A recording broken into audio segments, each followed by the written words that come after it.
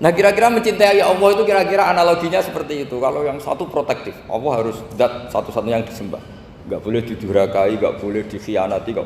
Sehingga ini sangat keras sekali. Nah ini Nabi Nuh. Di sini ada Nabi Ibrahim karena orang yang zat yang kita cintai bersifat ghafur.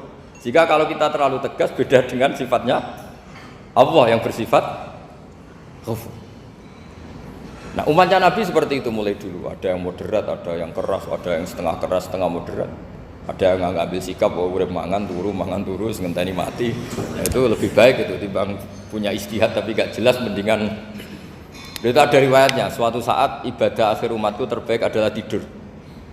Maksudnya tidur itu gak ngambil sikap, masyhur itu. Saya beri riwayat yang ada di Bukhari Muslim. Satakunu fitanun al-qaid fiha khairun al-qaim wal qaim fiha khairun al-masyi wal masyi fiha khairun nasai. Nanti di akhir zaman itu banyak fitnah, kata Rasulullah. Yang duduk lebih baik ketimbang yang berdiri, yang berdiri lebih baik ketimbang yang jalan biasa lebih baik ketimbang yang jalan bergegas. Man tasyarrafa laha tastasrifu. Fitnah itu adalah siapa yang terlibat maka akan semakin parah. Sehingga semenjak itu ulama berpikir nanti di akhir zaman kalau ada fitnah itu sebaiknya orang ngambil sikap sepasif-pasifnya, secuek-cueknya. Jadi semua syurahul hadis sepakat makna hadis ini apa? Orang disuruh sikap secuek. Misalnya pilihan presiden, contoh kecil pilihan presiden. Mungkin para intelektual nggak merasa, tapi kalau ulama itu cara berpikir beda. Pilihan presiden, kamu fanatik milih A, yang satu fanatik milih B, ya presiden atau bupati atau gubernur. Terus yang satu bilang gini, wah kalau nggak di presideni A, nggak di bupati A, nggak di gubernur A, negara ini rusak. Mungkin betul dari segi jejak rekamnya A ini bagus. Tapi pertanyaannya secara tauhid, bagaimana Anda menggantungkan kesejahteraan sama makhluk? Kamu nggak pernah terusik begitu kan para intelektual? Itu kan melukai. Bagaimana mungkin Anda menggantungkan kesejahteraan dengan seorang makhluk? Wah kalau di presiden A pasti Indonesia makmur, kalau bupati A pasti Sleman makmur, pasti Bantul makmur. Nah, bagaimana mungkin makhluk yang sedang soleh kamu pastikan selalu soleh? Wong dia makhluk bisa berubah. Sementara yang B misalnya fasik, wah kalau dipimpin B pasti rusak negara. Bagaimana kamu pastikan B yang fasik selalu fasik? Biar saja dia husnul khotimah. Yang fasik pas mimpin jadi soleh, yang soleh pas mimpin jadi fasik. Akhirnya ulama karena tahu sifat manusia itu rubah-rubah dan kendali di tangan Allah, sikapnya nggak jelas. Saya ini termasuk orang yang terkenal nggak jelas. Karena kalau ditanya, Gus sampean pilih presiden mana, bakti mana? Sanut pangeran sing dadi aku loyal. Wah, anut pangeran yo kacau. Wah, luwih kacau menan anut pangeran kata saya. Ini kan sudah tidak sambung karena pikirannya ulama. Memang nggak beda, cara berpikir ulama itu beda. Bahkan bapak saya itu kalau didik saya itu begini. Kalau meseli saya atau ngirim saya dulu itu kan pakai mesel. Ini uang kamu 500.000 untuk kamu. Mesti ditambahi 100.000 ini tuh buat jajan sama teman-teman. Mesti ada uang pokok, ada uang sodako. Dulu saya sering tanya, kenapa bapak sangat menghormati teman-teman saya? Kata bapak, kowe mondok iku aku ora iso nyukupi, sing iso nyukupi ya kanca-kancamu. Ternyata betul, rata-rata anak kuliah atau anak mondok, uang pribadinya kan 8 hari dari dikirim sudah habis. Berarti kan masih 22 hari, kok bisa hidup itu kan barokahnya teman-teman itu. Malah yang agak beling itu 1 hari sudah habis, berarti ada 29 yang bergantung sana sini. Sehingga Nabi dulu cara ngendikan tuh unik. Kata Nabi, da'un nasa yarzuqu wahu ba'duhum ba'duh. Manusa barno wae, engko saling memberi rezeki. Ketika ada collab Medina itu pernah kolab, terus sekarang pernah defisit. Beberapa pakar ekonomi datang ke Rasulullah, ya Rasulullah, sa'ir, tolong dikasih harga standar. Tapi apa jawabannya Nabi? La tusairu fa inna Allaha huwal musair. Kamu jangan kasih harga, Allah sendiri yang menentukan harga itu. Terus kata Nabi, kenapa engkau begitu ya Rasulullah? Ini negara harus ditentukan harga karena gini-gini. Kata Nabi, saya tidak ingin ketemu Allah dalam keadaan dolim.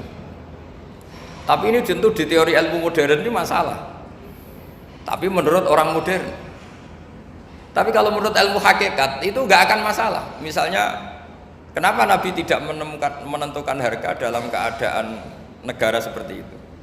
Jawabannya pakar-pakar hakikat, ya saya ulang lagi pakar-pakar hakikat begini. Misalnya ada orang menimbun supaya nanti harganya mahal, ya. Terus ditimbun terus sampai nunggu harganya mahal. Lama-lama dia sadar kalau timbunannya nggak ada gunanya karena ternyata orang nggak beli. Nah, ketika orang tidak punya kemampuan beli, yang menimbun juga tidak punya uang. Nah, tapi kalau sampean tanya, tapi Gus nak tuku barang pokok kan kita mati karena kehabisan stok. Itu masalah tauhid Anda. Bagaimana mungkin kamu bayangkan seorang makhluk tidak bisa hidup atau nggak dapat rezeki? Nabi itu orang yang sampai ke derajat hakikat, dari tidak pernah bayangkan gitu. Saleh sampean jadi orang yang tauhidnya masalah. Sehingga terus bayangkan, wah kalau negara ini chaos, wah kita makan apa? Kalau negara gak stabil, wah kita gimana? Itu tidak bisa seperti itu. Dulu ketika kita dijajah Belanda, itu kiai-kiai kita, Mbah Hasyim Asy'ari, Mbah Ahmad Dahlan, mondoknya di Mekah. Sampai alim alama, dua beliau, Mbah Hasyim sama Mbah Ahmad Dahlan itu ngajinya sama-sama Syekh Khotib Minangkabau. Cuma Mbah Hasyim lebih menekuni ke Syekh Mahfud Termas, yang satu menekuni Syekh Khotib Minangkabau. Jadi dua beliau itu ngaji di guru yang sama. Mbah saya, buyut saya itu ya sudah mondok Mekah. Itu zaman dijajah Belanda. Sekarang kita agak dijajah, nggak mondok di sana. Buyut saya itu zaman itu sudah haji. Buyut kelima saya. Itu dulu kalau ingin cari tempat yang teduh, itu masuk ke gua. Itu masuk gua itu hanya kepalanya saja. Kakinya masih di luar. Karena gua di Arab tidak seperti gua di sini. Kalau gua di sini kan orang bisa masuk semua. Kalau gua Arab kan hanya celah-celah batu-batu besar. Sehingga ketika Rasulullah hijrah ke Madinah, singgah di Gua Sur, kata Abu Bakar gimana? Andai kan yang ada orang kafir di depan gua, kata Abu Bakar gimana? Andai kan mereka melihat kakinya, pasti melihat kita. Karena gua di sana itu satu tubuh tidak bisa masuk penuh. Kalau gua di sini kan ada yang mobil saja bisa masuk. Nah itu bahasa ya kalau mau istirahat itu masuk gua, separuh badan di dalam gua, separuhnya masih di luar. Nah sekarang terus kita bilang, wah kalau kita negara tidak stabil kita haji kemana? Dulu zaman dijajah Belanda ya kita bisa haji. Soal kebahagiaan, nenek moyang pulau jenengan tuh anaknya banyak. Dijajah Belanda, jajah Jepang ya nyatanya anaknya banyak-banyak.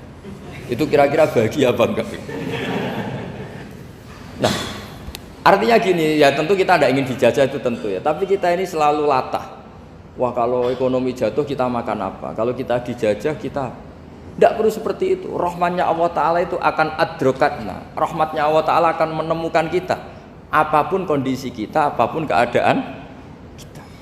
Ini cara berpikir tauhid. Sehingga Nabi itu tidak pernah bayangkan umatku narata tunggoni piye, ditunggoni Allah.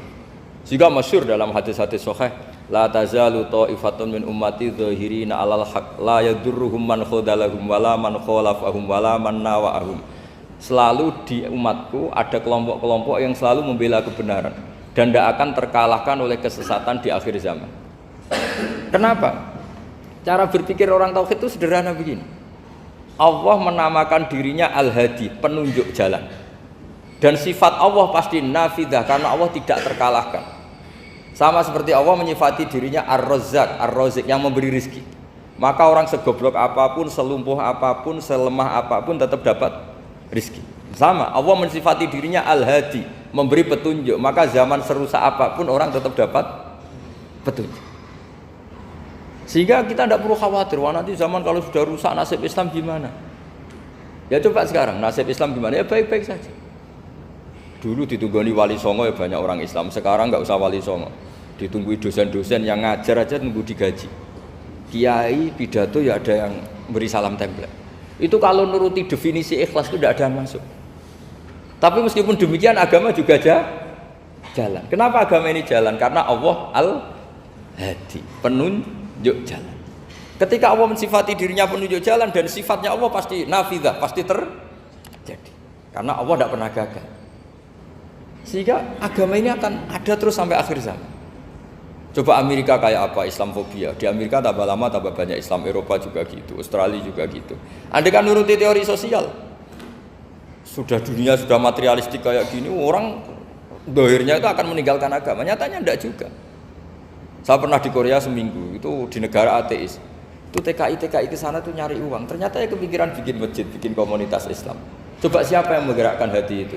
Hanya Allah Subhanahu wa Ta'ala. Ya, jadi cara berpikir tauhid saya ulang lagi, saya mohon sekali di pengajian ini saya cerita wajah alani mubarakan aina ma kuntu. Jadi cara berpikir sekian nabi, terus kita punya karakter tertentu, kita milih nabi ini itu sah. Karena ulama ummati ka'ambiyai Bani Israel. Ulama umatku itu ibarat kayak nabi Bani Israel. Jadi ada yang milih tadi seperti Nabi Isa fokusnya ngurusi orang-orang nakal. Itu juga bagus karena di mana-mana nabi itu seperti dokter. Tapi Nabi Yahya hanya berkawan sama orang-orang soleh. Kita tahu berkawan orang fasik itu resiko ketularan. Iman pas-pasan wae kancane nang fasik kan taqabbalallahu minna minkum gitu. Wong kamu sendiri tidak sehat-sehat amat berteman orang penyakitan kan bahaya. Tapi kalau kamu sebagai dokter kok hanya berteman orang sehat, lalu kamu penelitiannya gimana? Masa saya dokter spesialis, pernah penelitian, semua orang sehat saya pernah saya teliti. Itu dokter aneh apa enggak? Saya dokter spesialis TBC, spesialis paru-paru. Yang kamu teliti siapa? Semua orang sehat. Pernah meneliti yang sakit? Enggak pernah. Kan ya jadi dokter aneh. Tapi misalnya terus kamu sendiri terus berteman orang penyakitan terus kan ya rawan tertular. Nah, ini ada dua figur yaitu Nabi Yahya dan Nabi siapa? Ya saya kira demikian.